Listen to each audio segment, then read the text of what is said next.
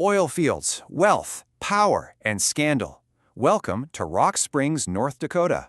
Back in 2015, ABC took us right into the heart of the biggest oil discovery in American history, a town where the rich and ruthless Briggs family ruled everything.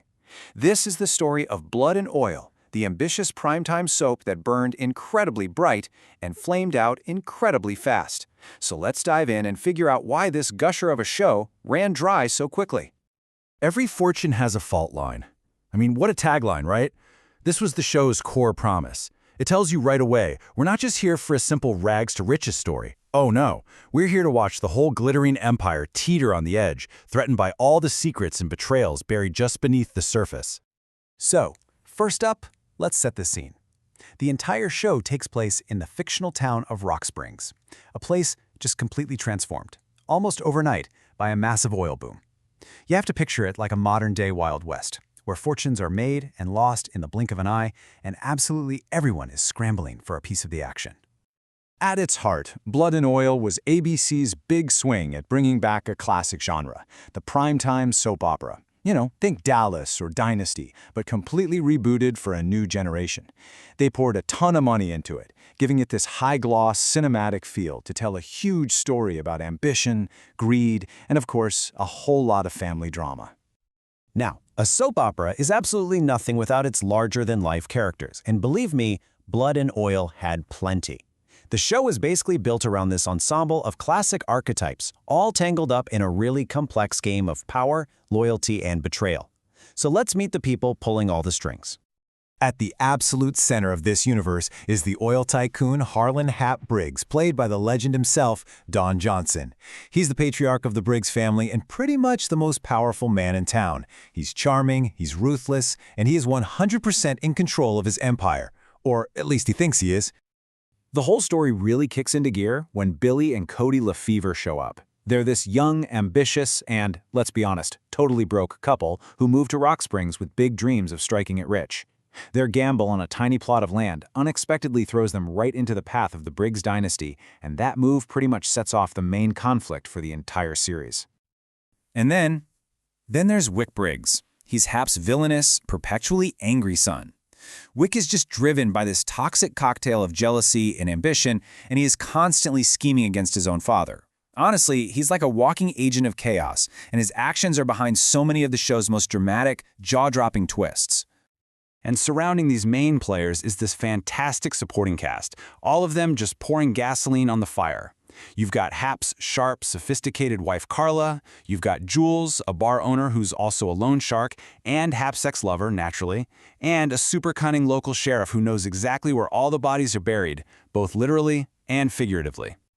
Okay, here's what you really need to know about this show. It moved at a breakneck pace. This wasn't about a slow burn. No, it was about dropping bombshell after bombshell in every single episode. The plots were just this non-stop waterfall of melodrama, backstabbing, and shocking reveals. Wick's storyline is the perfect example of the show's escalating insanity. I mean, look at this. His little plan to steal some oil snowballs at an incredible rate. What starts as some simple corporate theft quickly spirals into blackmail, a murder cover-up, and then him becoming an FBI informant against his own family.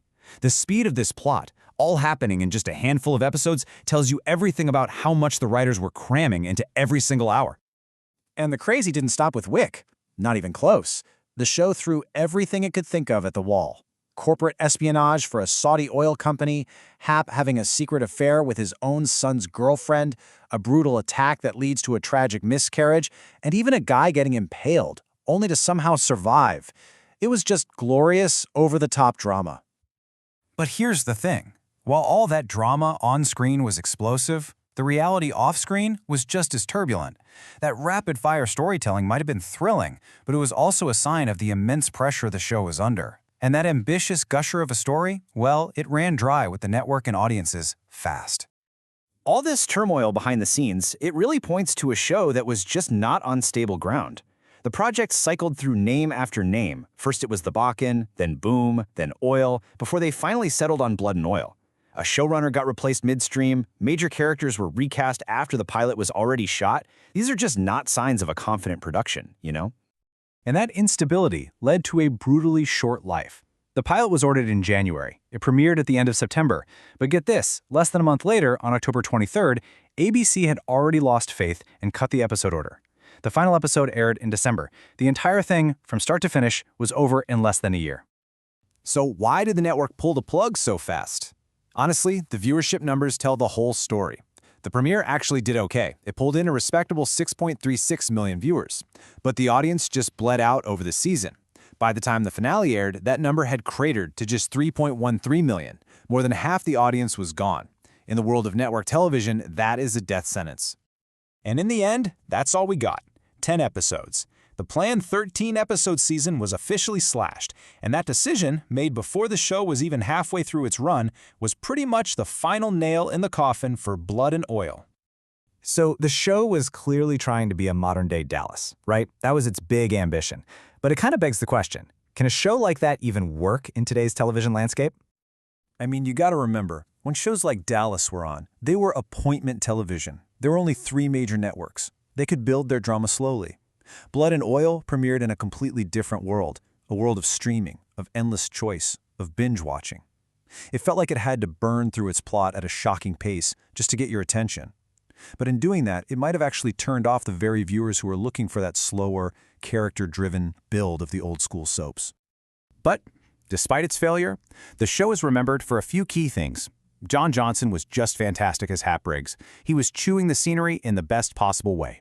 The show also looked amazing, very expensive and cinematic, and above all, it's remembered as this really bold, if unsuccessful, attempt to bring back a beloved genre. And that really gets to the ultimate takeaway, doesn't it? The show had all the right ingredients on paper, a great cast, a dramatic setting, a formula that worked before. But maybe in 2015, the formula itself was the problem. It just goes to show you that in television, just like in oil prospecting, you can have the best equipment and the perfect location, but sometimes you drill a well and still come up dry. A fascinating, high-quality failure.